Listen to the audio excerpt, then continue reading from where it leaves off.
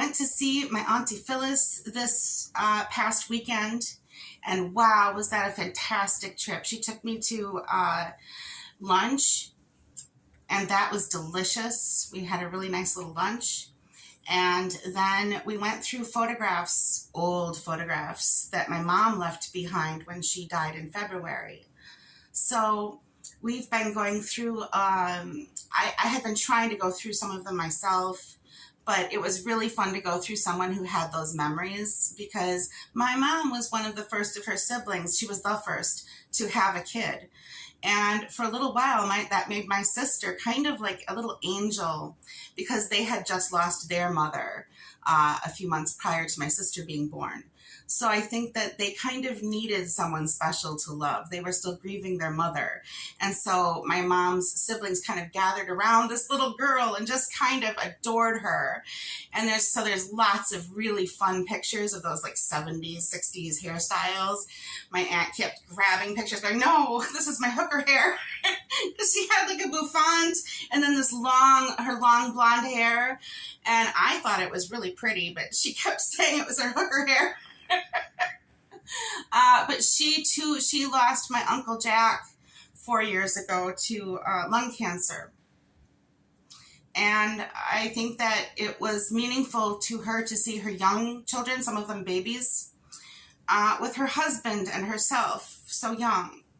And I think it brought back some good memories. And I let her keep several photos, because there were some even really old ones of her parents and her parents' siblings. I let her keep a bunch of them to show to her siblings as well. So I'm trying to plan a family reunion this year to get everybody together. So maybe we'll bring these photos and people can look at those too, because one of them is from like a great grandparents from 1903 or 05, their wedding photo. Some really, really old photos. And there's some classic things, old cars in them, people I don't recognize, but people that my auntie was like, oh, she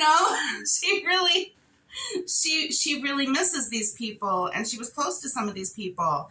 So I wanted to give her the opportunity to be able to share these with her kids and her family, rather than just keep them to myself, because they don't bear as much meaning to me as to her, because she actually knew these people. And I want to thank my stepdad, especially for making sure that these things came to me, making sure that I got these things so that I could distribute them to the people that they were most important to, but also that I got to enjoy the stories and that I got to hear about everything as well. And that was just such a meaningful little visit. I wish I could have turned that visit into a whole weekend. That would have been spectacular. My auntie is such a wonderful lady. My mom was blessed with really nice people for siblings. I think for the majority, they all seem to get along, and they've stayed close over the years, and they're like in their 70s and 80s. So that's a long relationship. So family is very important. And but just even talking to my auntie about her losing her husband and his experiences with cancer. He had lung cancer, never smoked a cigarette in his life. He just had the unfortunate situation where I think that the job he had, there was asbestos somewhere in that environment, and that's what I think contributed to his lung cancer. But also there's other things like other environmental factors and like genetic factors and so forth too. So typically, I don't know if there's just one reason people get cancer. Cancer happens. Cancer happens. I just can't imagine losing my spouse like that. I love listening to her stories, but there's some real tragedy. Like the happier the story, the harder it is when tragedy hits. When tragedy strikes, I think the happier the overall tone, the harder it is to lose those people you went through those things with. I really think that there's never enough time. It's like I said with my mom's eulogy, there's no such thing as enough time with the ones we love. we're eventually all going to get heartbroken at some point if there's love involved. But there comes a point where, and I don't mean letting go like forgetting, but I mean letting go like allowing joy back in, allowing growth to become a thing again. You know, like when I say moving on, I don't mean moving past.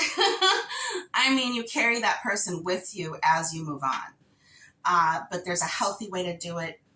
And I think, man, for someone in her 70s, my auntie is moving wonderfully. She's still, you know, beautiful inside and out. She looks great. She's well kept. She doesn't look like somebody with a horrible depression, but I know that her heart is broken in a million pieces still. And I see her husband's photo like on the coffee table, and she's still with him, you know, and I hope that if, you know, like when you get married, you do enter a situation where it's like, typically, if everything goes right, one of you though is going to end up alone at some point. You're going to end up losing one of you at least. You're not necessarily going to die together. And I just can't, this would be like ripping out a piece of me, like a whole arm, like it'd be like ripping off like a whole piece of me. I don't know how to verbalize that kind of loss.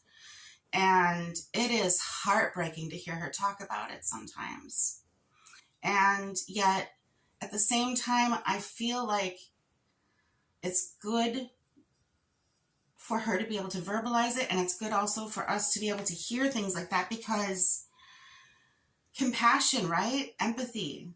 And this is what it's all about. Life in general is about being together and being able to be with people and support people and nurture relationships. And I think that that's kind of one of the key reasons why we're here. So for what it's worth, I think she's a very strong person for even just being there for her children still. And, you know, being with her grandchildren and being able to enjoy her grandchildren. I don't know if I would have, you know, if I would have the strength to do that, losing my husband. It would be very easy to shut out the world and be bitter. It'd be very easy to get so lost in my own grief that I would shut everybody else out. And I think that how she is handling her grief is by including people and loving more. And I can see that this is just such a beautiful family. My auntie's made, and she's had this beautiful life. And I don't mean like a charmed life. I just mean a beautiful family and a beautiful life. And one person missing. And I mean this for people struggling with depression especially. Just that one missing person has turned her whole life topsy-turvy. You know, and a lot of other people too, his children too.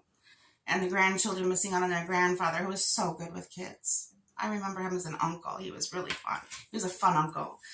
He would get down on our level to play with us, as my aunt would say. You know, he would get on the floor with the kids. You know, he had all kinds of jokes, and, you know, he made us laugh a lot. He was a funny, funny guy. And it's a big missing piece. That whole family resonated with, and he was a big part of that. And it's missing now, and he's missing. And okay, so cancer needs more research. We need better options for other cancers besides just breast cancers. We need, because there are a lot of cancers that don't get enough attention, like lung cancer. Because typically the attitude is, if you have lung cancer, like, oh, you must have smoked, you must have done this to yourself. Well, no, it happens to even children. It happens to people that have never smoked a day in their life, like my uncle. We need to focus more money and more attention into those kinds of cancers that are very deadly, like lung cancer, esophageal cancer, and pancreatic cancer. So those are cancers that are more difficult to treat and much more deadly. because we have a lot of medical advancements. I mean, as much as it is in my favor to keep pumping more cancer cures for breast cancer, we also need to pay attention to those cancers that have no cures. On to my next topic, which is Truqap side effects. So I'm learning to mitigate these side effects, but I'm going to be honest, and here's where it's really difficult to talk about because these are embarrassing side effects. I don't like talking about these kinds of aspects of my life because it involves bathroom stuff, right? So yes, it can cause nausea, and yes, it can cause diarrhea. And those are like the two most common side effects that they're seeing with users of Truqap. And you're taking it 4 days a week, and then you get 3 days off to recover. Well, I found that at the worst point in this situation, I was having 5 days of ick. So it makes me almost not want to leave the house when I'm sick. I've been managing a nap every day of the week, and also going to bed at a fairly regular time and getting like 7 to 8 hours of sleep, which anybody in oncology will tell you, get sleep, sleep, sleep, sleep, sleep, sleep, you know? And so I feel like I've been accomplishing that. And for someone that's been like a lifelong insomniac, that's a really good thing. So I've been getting my sleep better under control and taking more control of that. And that's given me also more control of this other thing. So I'm not experiencing as many side effects. And so now it is day 3 and I'm solid. Now I'm fine. And it's day 3, and that's usually when I was getting really sick. Day 3 and 4 were the sickest. Knock on wood, we're starting to find better solutions. It took months on this medication. Just expect trouble and take it before the trouble starts. Those are my thoughts for the week, and this video is getting really long, so I'm just going to leave it there. I hope you have a wonderful week. If you have any thoughts about any of the things that I've mentioned here, please leave them in the comments below. Also, if you subscribe to my channel, that helps me a lot, and please leave a like on this video. That helps my channel a lot too. All right, have a wonderful week. Enjoy your day, and please be kind to yourself and others. Bye.